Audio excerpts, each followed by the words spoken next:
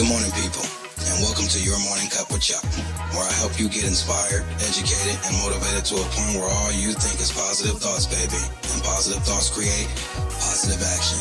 Welcome to the First Cupkc. This podcast is powered by Podcast. Welcome back, everybody. Welcome back. Today on the show, we have not one, but two very, very special guests. This is going to be a different show today because this is a touchy subject. So I hope the viewers get a lot out of this interview. Some things just come together for reasons, I guess, because this is one of those interviews that just popped up out of the blue. But today on the show, we have Brenda Ringwood, what they call it then, author, speaker, TV show host. And we also have Kyle J. Benson Smith of Determination, Inc. Please welcome these two special guests to the show, ladies and gentlemen. Thanks for having us. Thank you so much. Yes, man. Thank you guys for coming. This is going to be a touchy subject because a lot of people don't really want to talk about this because there's a lot of excuses behind how we handle, how we bounce back, how we recover from things. But I hope this show is going to be very educational for a lot of people out there because I think a lot of people need to view how we view. I think people need to see that there are options, there are ways to overcome what we're going to talk about today. So I'm going to start off with you, Brenda. You want to tell the guests who you are, what you do for a living, where you came from, and elaborate a little bit on your story and the remarkable turn of it. Well, my name is Brenda Ringwood, and I go by Bren. I was in corporate America for years. I was living that American dream, what everybody considers to be the American dream, which is a lot harder than what people think. Corporate America, self-employed since high school, contractors, employees, big house, cars, whatever you want to, whatever you the big money. Yeah, whatever you say success is, I had it. And that came crashing down. Wow. Two different reasons. The first time I was diagnosed with cancer. Didn't let that stop me. And instead of maybe slowing down and taking care of myself, I just fueled things even further. I kind of went on I'm in denial phase and made some bad choices, landed me in prison for 4 years. And came out. Brenda, in prison. Come on, you don't look like prison. Well, you know what? Prison looks different on a lot of people. Yeah, it does. And it doesn't discriminate. It sure doesn't. That was the response I was looking for in Bow. That's crazy. So tell us a little bit more. Oh, well, I was guilty of a lot of things, and I wasn't guilty of a lot of things. Our federal justice, I was 4 years in the feds, and our federal justice system is not always correct. No. But it's there, and it needs to be there. There's a lot of people that never need to come out. I will say that. But there's also a lot of people that really just need probation. Yeah. Or might need some mental help. Yes. Or might need a rehab facility. Yes. So, there's things that could be done a lot differently. And I was raised very naive, very sheltered, not naive in the way the world works, but on that side of the way the world works. I just thought the government took care of things. People went to prison. They just handled it. Yeah. But then when you live it, you see a different side of it. And it's it's very different. And I met people that I wouldn't have associated with. Yeah. But I also met some really cool people that I normally wouldn't have associated with. And I got to see things on a different side, and I got to reevaluate who I really was. And the whole reason why I landed there is I wasn't happy. And I was trying to find that happiness and made some bad choices. I got involved with the wrong crowds, did things that you tell your kids not to do. And before I know it, I was sitting behind a cement wall with lots of razor wire and gates and bad views. Yes. And I was wearing orange. A real life orange is the new black. That's right. Exactly. That's crazy. But it was the best thing that ever happened to me. Yeah. Because now I'm doing what I want to do. I'm doing what I like to do, and I'm happy doing it. And I have a movement called Becoming the Best You, and it's about becoming the best version of yourself, overcoming challenges, and stepping up and taking the life that you want. And I have a movement with that. We do conventions. We do virtual events.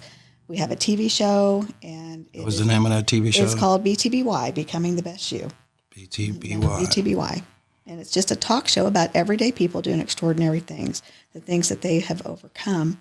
And it's not about the rich and famous. It's not about getting credit. The show is about the people, and it is about their story, and it's hopes that we will encourage others that they can change. Because we tend to let fear and doubt rule our life, and we let other people's decisions about what they think about us control us. Right. And it's encouraging to step away from that and to reevaluate yourself and to put yourself in a situation where you can succeed.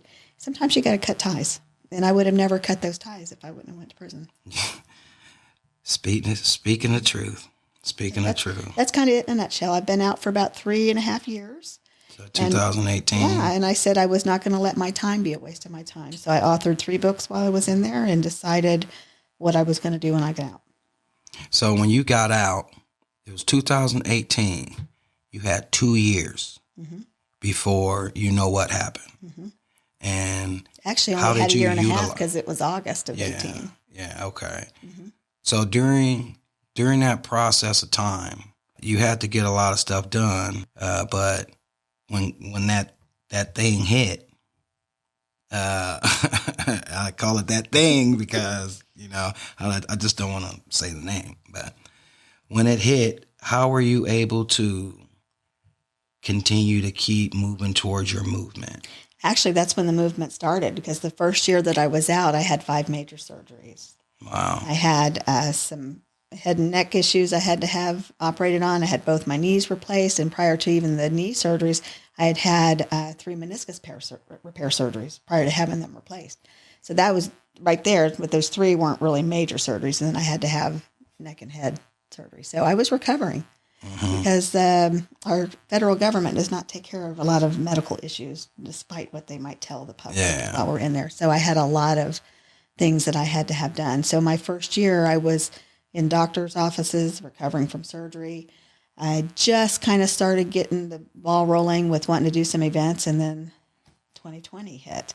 But it also was good for me because I was able to do some podcasting to make the connections. Nobody was in a hurry to do things. People were bored. So I was able to get the appointments and the interviews, and it really spiraled what I'm doing right now. So why do you do what you do?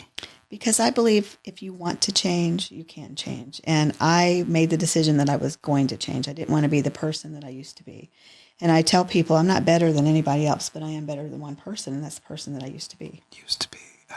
I was just telling somebody that the other day. My buddy, Jay Williams. Shouts out, Jay.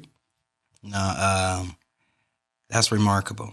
So you've been able to get out of prison and completely have a total turnaround, and you pulled yourself back together. I did, and I tell people you can change, but you don't wake up one morning and say, okay, I've changed. Yeah. They're going to look at you and say, yeah, right. It's time. Yeah. And I've had years to prove that. And it started while I was incarcerated. My family could see the change while I was behind the bars. Man, it's deep. It is what it is. You can either choose to be part of it, or you can choose to get through it and make a difference. And I chose to get through it and make a difference. Speaker. You said you are a speaker. Yes, I tell my story if they want to hear it. I primarily speak about overcoming challenges. I'm not really a motivational speaker. I kind of tell it like it is. I get deep sometimes with people to reevaluate where they are. And then I also do sales training and speak on sales in the corporate world if they want to have me in for that. So I do a lot of that as well. But I primarily am a growth speaker. And that's what's important in today's world. Growth. Well, tomorrow's world, the Whatever world world after we're that. Yeah. So before I ask about this TV show, I want to first ask the titles of your books so the viewers can go out there and the listeners can go out there and purchase it and find out. My first book is called Restitution, and I was so angry when I got incarcerated that I was blaming everybody else. And, how could I have done anything wrong? It was all everybody else's fault. So I decided I was going to make use of my time. I always wanted to write a book, just never had the time. And I love fiction. So I thought, I'm just going to write a fiction book. who wants to hear about my life, right? Right. So I created a female serial killer, and I killed off everybody that wronged me. There's a lot of death in that book, and it's Really? very gory. It is a thriller, so if you don't like thriller whodunits, then don't buy this book. So it's a trilogy. The second one will be out soon. The problem is I can't write the third one the way that I wanted to because I'm not angry anymore. And then I wrote another one called The Cloak. It'll be out, and it's a completely different genre. It's a horror genre. I really like watching horror movies. So I wrote one My about mom's that. like that. Yeah, I love them. And then I have one out that I co-authored with a group of people called You Are Unstoppable. It's never too late. In other words, it doesn't matter how old you are. It doesn't matter what's happened in your life. If you want to change and go after the life you want, it's never too late. So that Want one. to give a shout out to that group? Terrence Leftridge. There's several people in there. It would be a long list, but Terrence Leftridge primarily. He's a great guy. He's called Mr. Unstoppable. He is my mentor. He's helped me along the way with a lot of things in this industry. And then I have one out called When the Truth Hunts You Down, and it's a short story about what happened to me. So that's like a memoir. I also have a comic strip out. I learned to draw while I was incarcerated. What is that called? Well, it's called Pops and Bubblicious. It'll be out soon. Yeah. My husband is my boys called him Pops. I have 4 kids, but the boys called him Pops.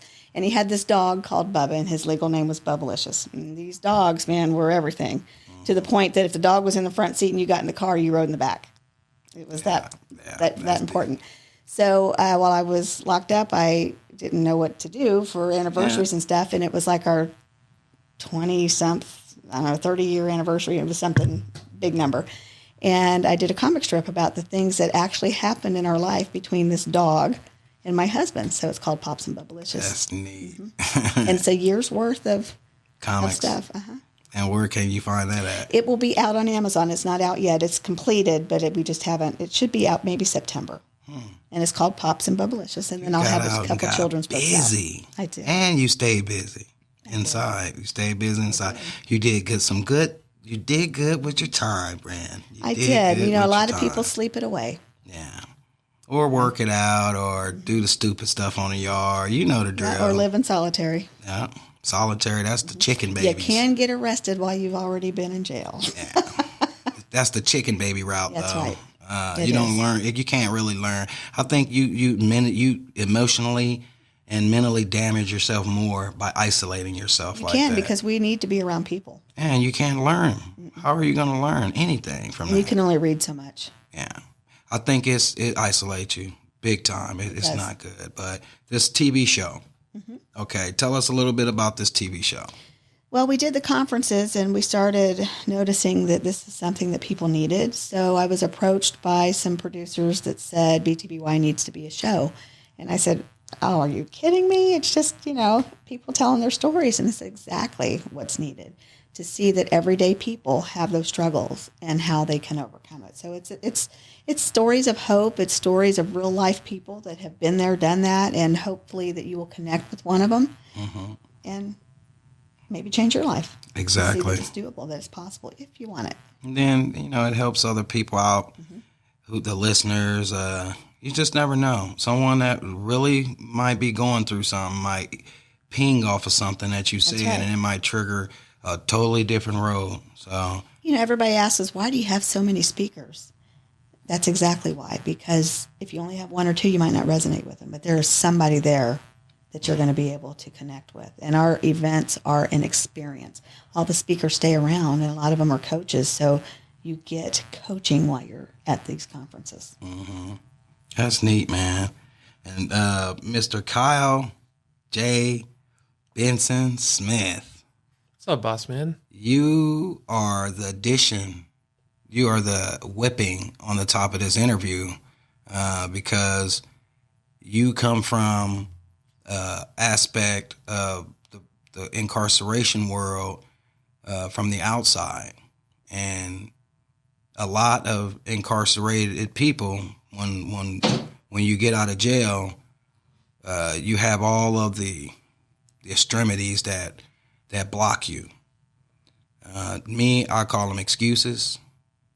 But to the person that really doesn't know or who's not aware of opportunity or the help that's out there that's available. Your cause helps bring them to some sort of resignation that they can be that person, or they can do what everyone doesn't think that they can do. Because an inmate coming out on the street, a lot of people, they automatically push you off. Nope. He's probably going to end up back in jail in the next couple years. Once a criminal, always a criminal. They don't think the reform is there, but reform is all in your mind. It's all in your thought. It's a choice.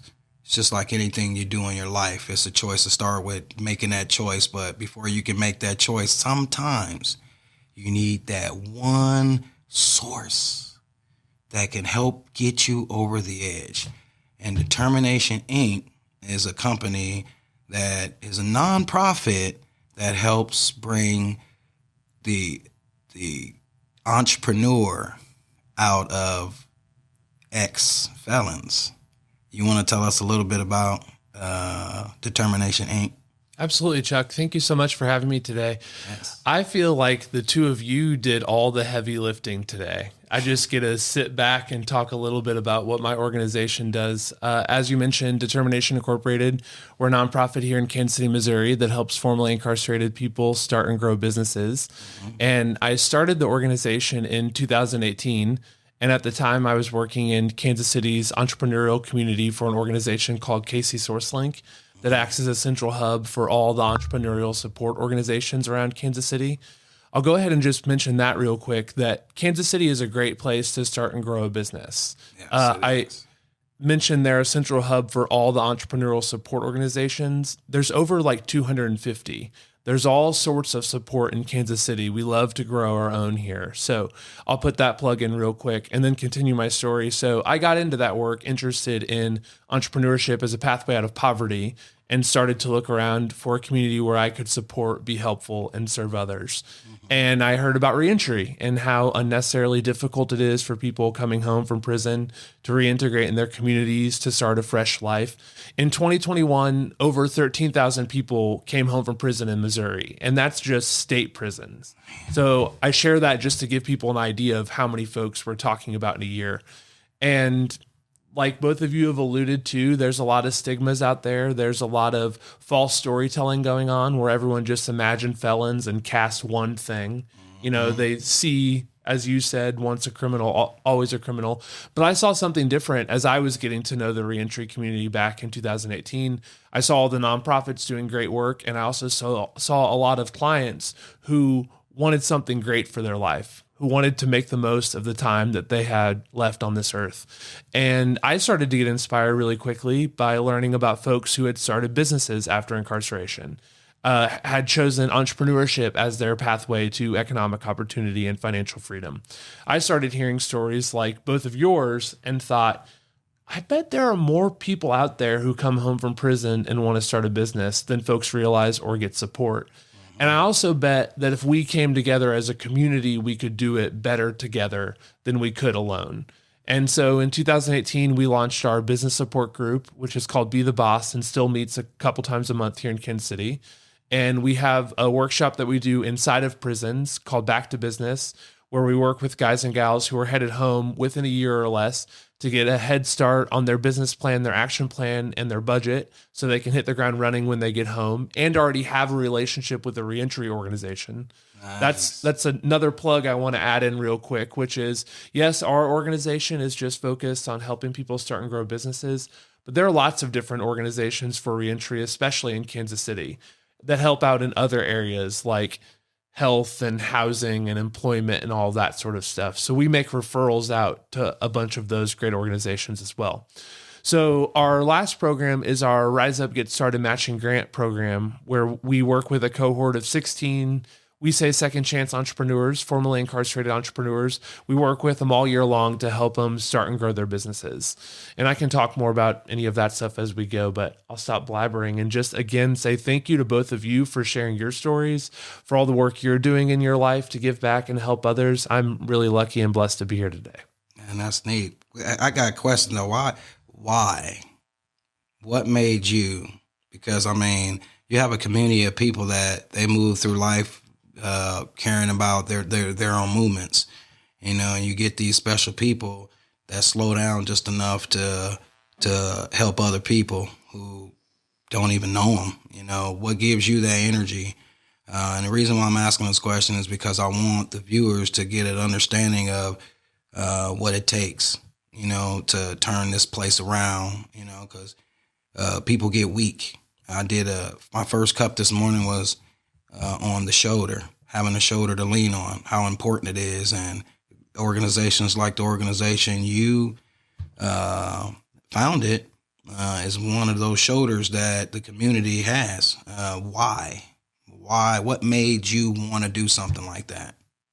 Absolutely. So I often share there's not a history of incarceration in my family, but we deal with our own form of prison, which is anxiety and depression. Mm-hmm. And my dad didn't make it out of that prison. He committed suicide when I was a baby. Mm-hmm. So it just means a lot to me to be able to play a small part in helping reconnect fathers with their sons whenever they come home from prison.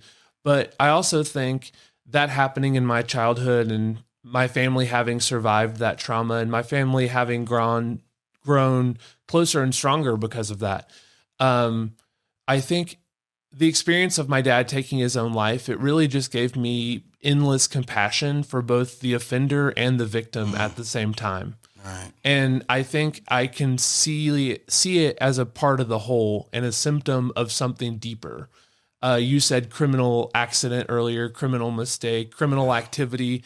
That's just a symptom, man, of something happening deeper in the life of that person, but also in the lives of our community. And so I think playing a small part in healing that trauma on a personal and a societal level, that's just a cool way to try to make a living. That's neat, man. Well, people like us, thank you for the things that you voluntarily do. And speaking of the word voluntary, how do you guys get funding for the stuff that you do? Is there like some sort of fundraiser you guys utilize? Is there some sort of website viewers and listeners may be able to help if they wanted to push this movement? Because this is a powerful movement, man. You got people getting out of prison, and if they're getting out of prison and they're not able to do good for themselves, or they don't have any knowledge of the things that they need in order to help them out, guess what's going to happen?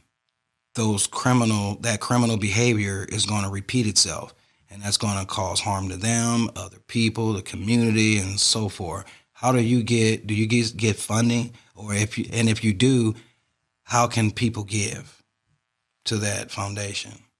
Yeah, you just asked a nonprofit guy if he wanted to do a little fundraising. So forgive me if my answer is a tiny bit long-winded here.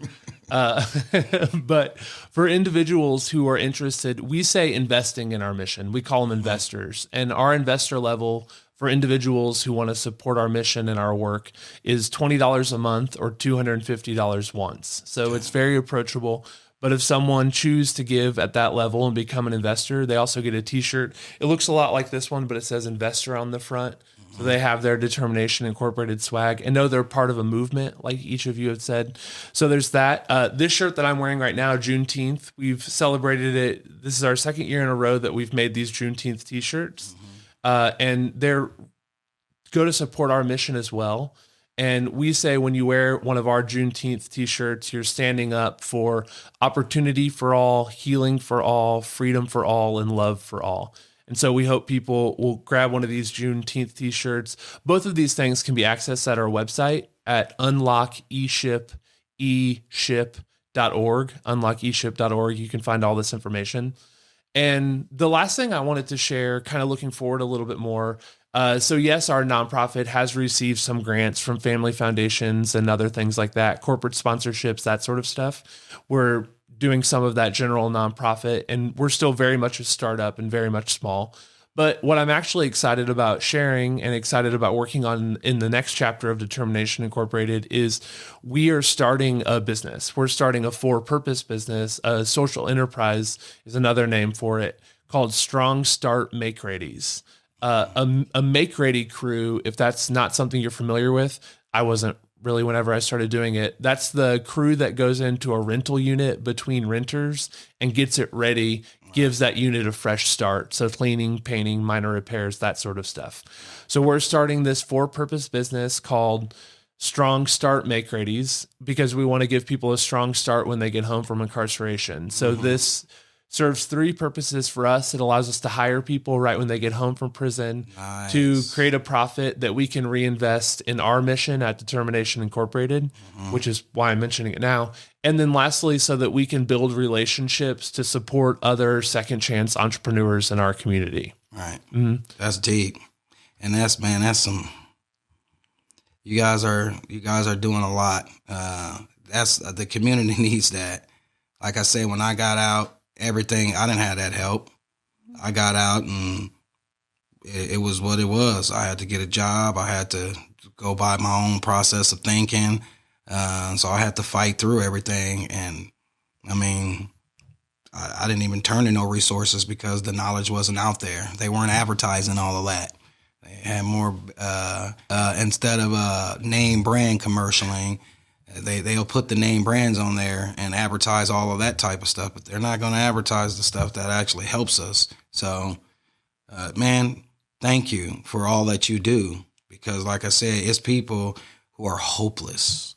And without that push or that spark or that vision, you know, someone helping them set the vision, you know, they're lost. You know, like I said, Brenda, people like you, being able to share your story. And I know a lot of people, a lot of people might not know my story, but, you know, I went to prison when I was 14. I was actually arrested when I was 14. But during the process, sentencing and all of that, going through court process, I turned 15.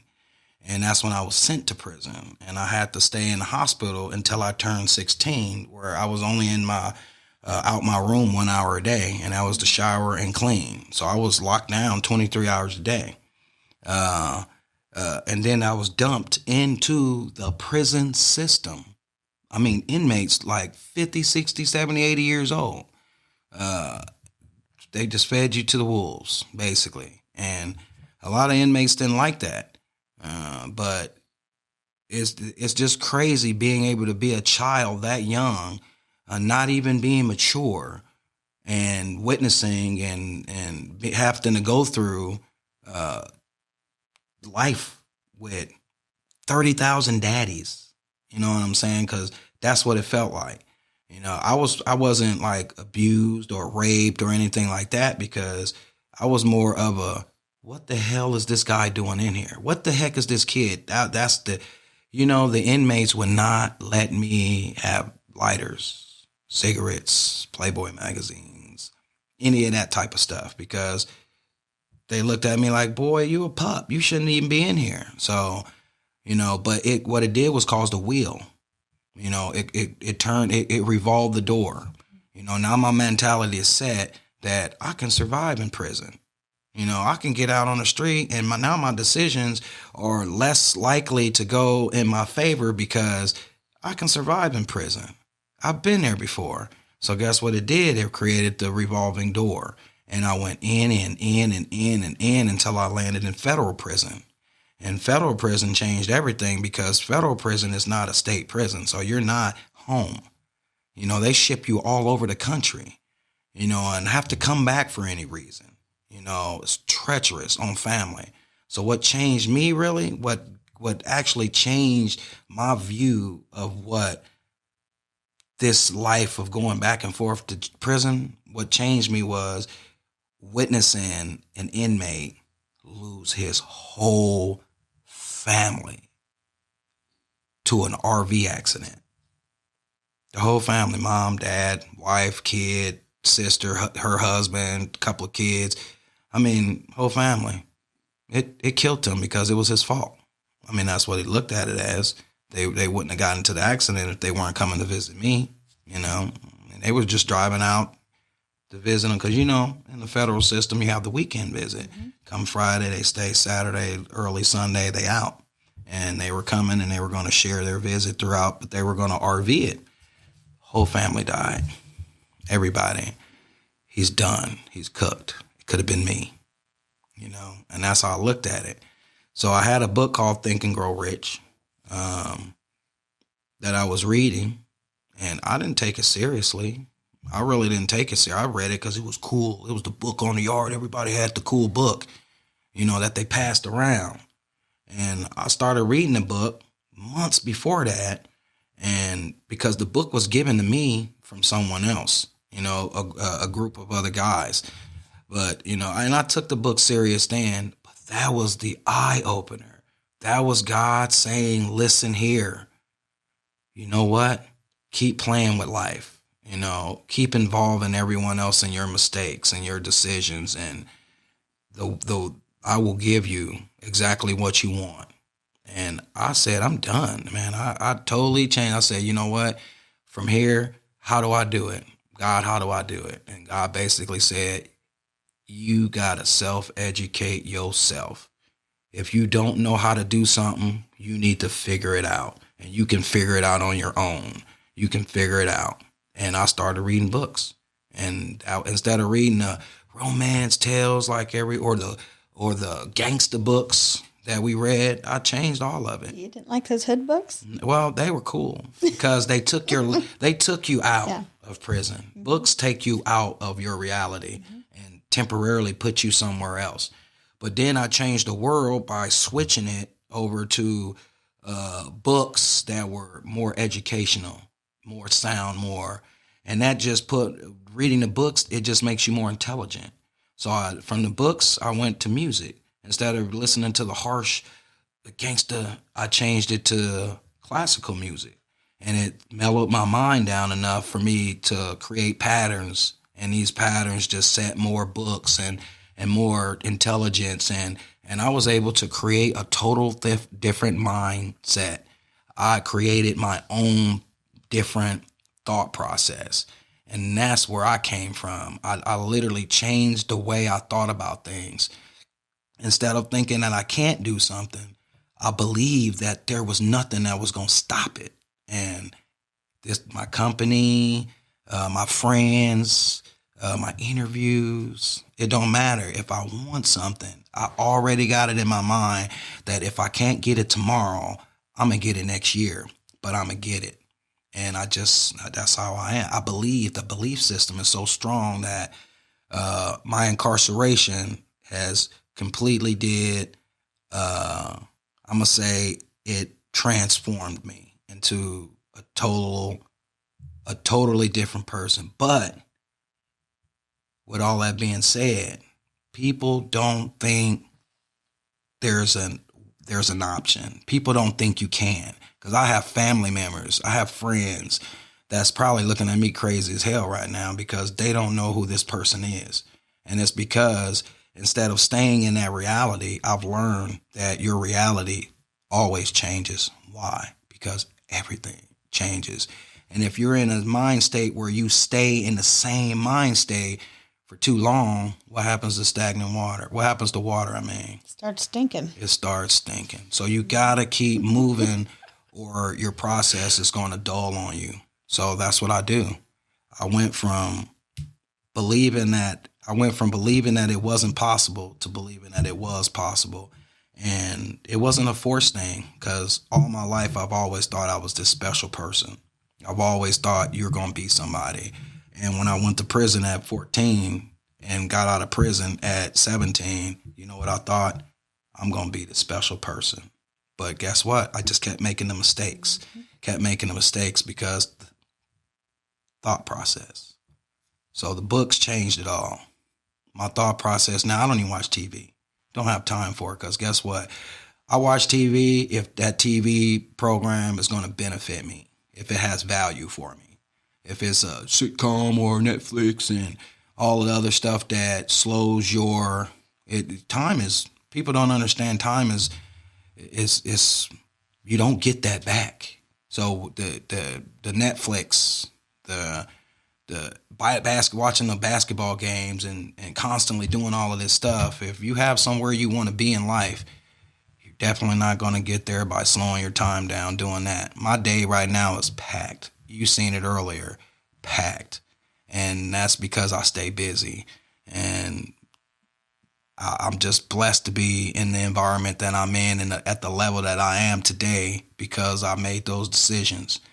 Uh, and I just want you listeners, and I want you viewers to understand where this interview is going today. You know, you have three different aspects here. You have a woman who she had it all. You know, she had the world, and just because you have the world don't mean you can't get knocked down. She was knocked down, but she went by the G code. You know, she got up and she dusted herself off, and she came back even stronger because she had that belief system in her that she could do it. And she made one simple decision. That's it. And then you have me, on the other hand, who was immature, child, never really given a chance, but I went through that same process because the process is the same. They treat you the same. And I was able to come out and do the same thing. That thinking process, it changes things. So we did it, and we were able to do it. So for anyone out there who don't think that it's possible, I hope this interview does put you in a better frame of mind because you can do anything you want to do. You just got to want to do it. And then we have Kyle here, who's the shoulder. You know, he's that community member that a lot of people refuse. I'm going to say refuse because if you really want to find something, you're going to look for it.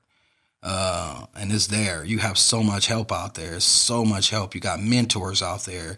I got a mentor, you know, with the SBA. I mean, the SCORE program. Shot goes out to Ed Reeves. You can do it. You can really, really do it if you want.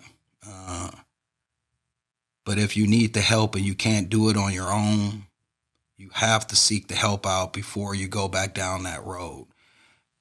You don't want to go back down that road because you're going to have to get out and you're going to have to do the same thing over again. And that's if you survive through it. So thanks, Kyle.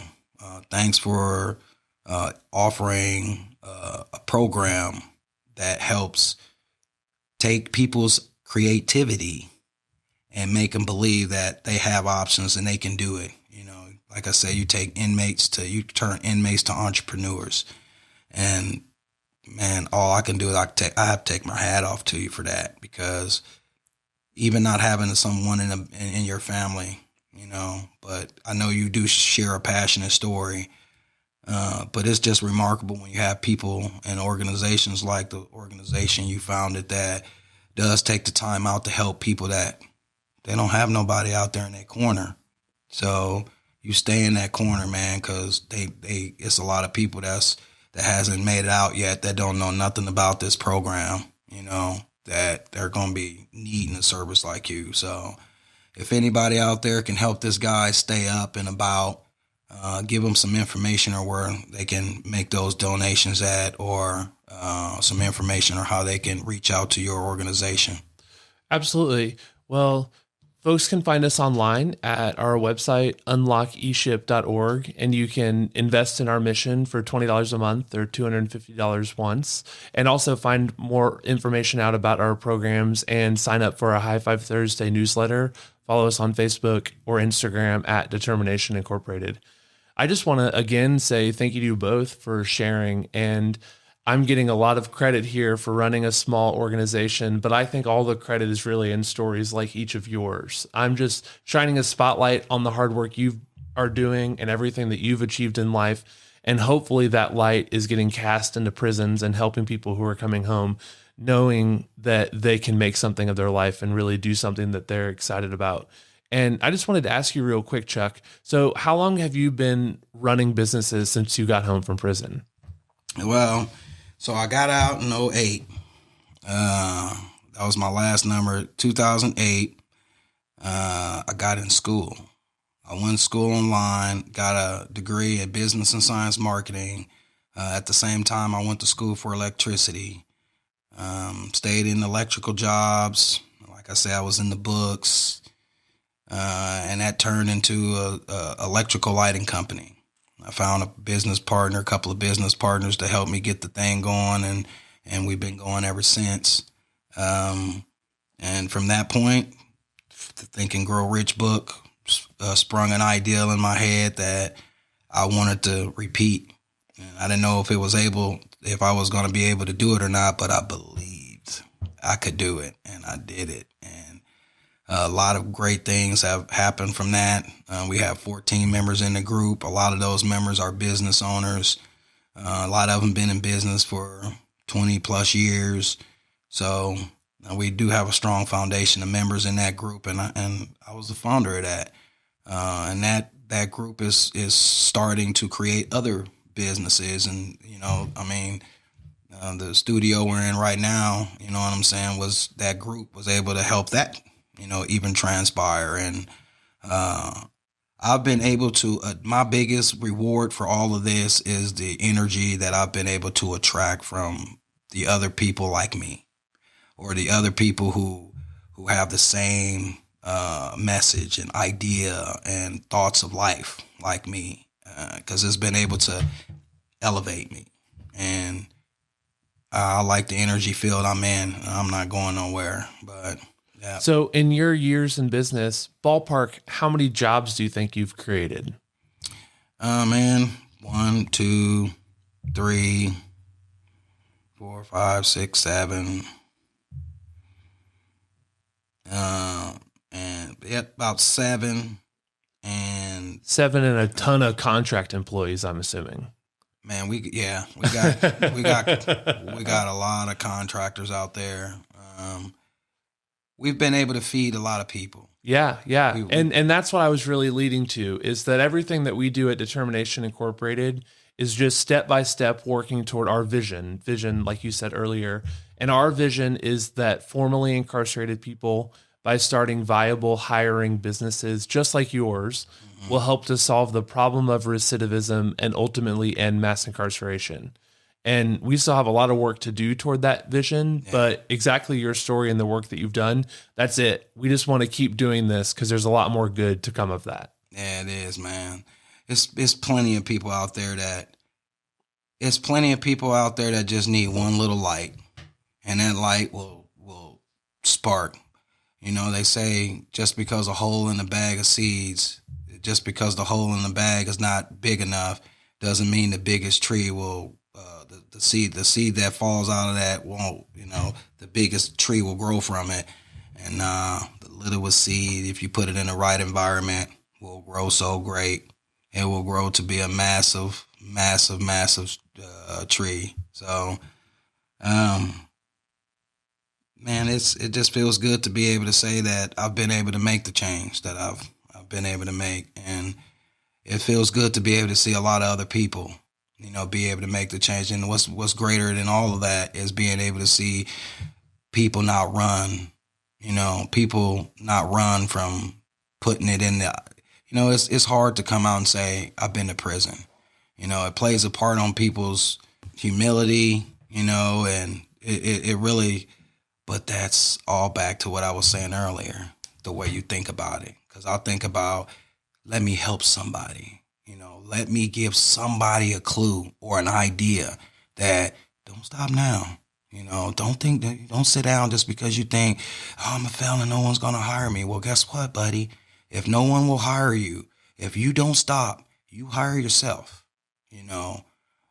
or you start a nonprofit organization, or you do something to create a better influence for yourself, and someone's going to see what you do, and that influence, not money, influence is what's going to always pay you greater, and that's why I do what I do. That's why Brenda does what she does. That's why Eastside does what he does. That's why you do what you do. You do it because it creates a great influence, and not just on me individually, but society. It lets people know that there are still people out there that give a damn, or there's people out there who are strong and who are not going to just give up. So the message that I have today is never, ever just sit down and fold. You stand strong. And if you need the help, get the help, whatever you got to do. but you just don't sit there and just give up, because if I could have gave up, and where would I be right now? You know, I wake up every day. You know, I was just telling somebody the other day, I woke up the other day, and before I opened my eyes, I opened my ears and I heard the birds chirping. And listening to those birds chirp, before I even opened my eyes, I said, thank you, God. Thank you for another chance at an experience at life.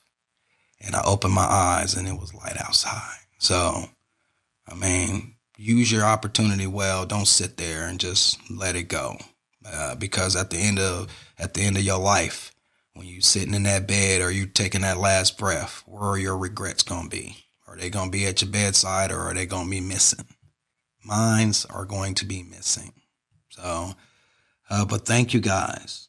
Thank you guys so much. Brenda, you have such an amazing story, and you do so many amazing things for the community with your spare time. You know, like I say, I was telling him, we don't have to do this stuff, but we care about the people because we know the experiences we went through. There's a lot of humility. There's a lot of embarrassment. Yeah. Come out. People are ashamed. And I went through it all myself. And you don't have to. No. You don't have to. You know, just live your life and be happy. So before we go, give everybody the information on how to reach you, about your next, how they can get on your TV show or watch the TV show. Go over your name your books again, and any form of communication that they can use to reach out and contact you. The best way is probably go to my website, thingsbybren, BREN.com, and it pretty much lists about everything we have going on. Or you can go over to comechangeyourlife.com and see about the movement and where our speakers are going to be at next. The TV show is going to be aired on spiritofexcellence.com. It's a Roku channel. Eventually it'll evolve into our own stations, what we're planning, so other people can share their stories and have their shows. But primarily just go over to thingsbybren.com. But I'm out there under Brenda Ringwood, about every social media outlet there is. Okay, and there's you guys got like a meeting thing that you guys got. Is that, because I will be at the Monday one, because I'm in the process of writing my own book, and I need some help. Yeah, I can help you with that. I happen to know a few people. Yes, I definitely. So we'll talk about that. But thank you both for coming on the show. It's definitely been touching. Damn near brought me to tears on this one. But I really, really appreciate you guys coming out and sharing your story and sharing your nonprofit organization. Because that's, like I said, this makes the difference. Thank you guys. Thanks for Thank having you. me. Thank you all again for joining us for another episode of the First Cup KC. I hope you guys have a wonderful rest of your week. And as always, stay positive, people.